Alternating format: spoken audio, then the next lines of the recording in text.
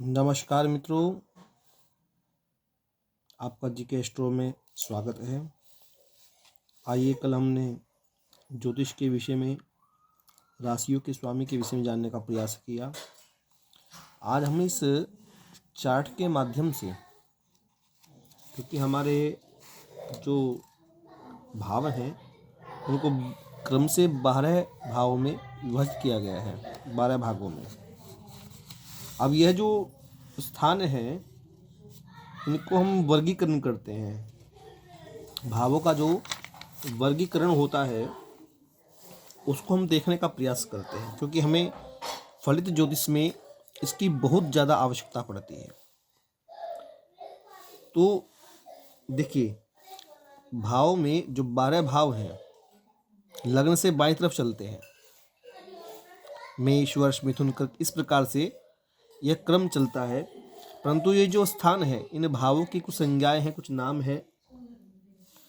ये प्रथम भाव जो है लग्न, इसको केंद्र कहा जाता है। केंद्र में कौन कौन से भाव आते हैं?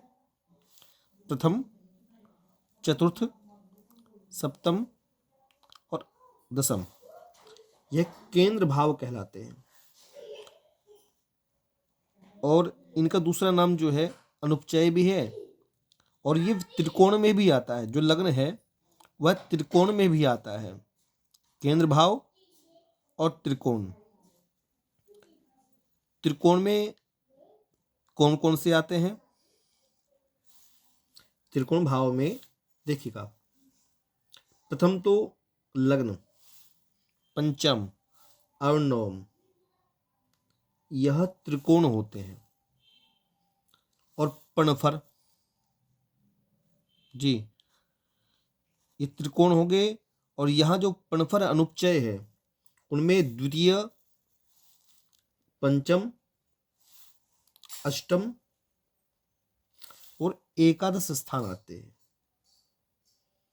यह इनका वर्गीकरण है। और एक आपोक्लिम, तृतीय, षष्ठ, नवम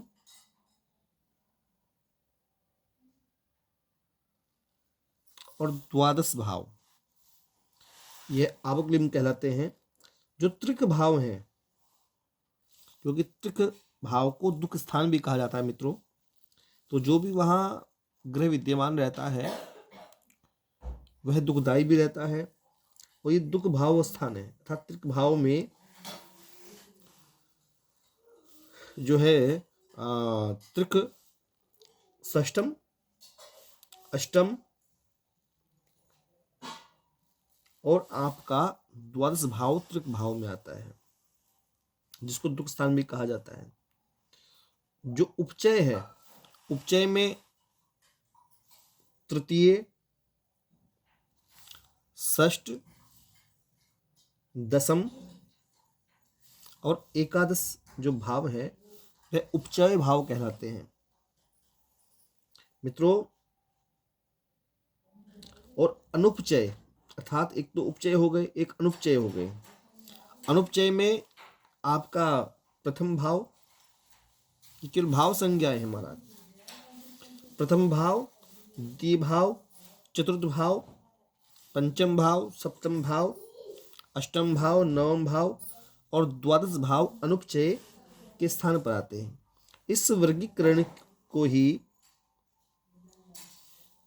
आप याद करें, और इनको याद करने से आपको ज्योतिष को सीखने में बड़ी सरलता प्राप्त होगी।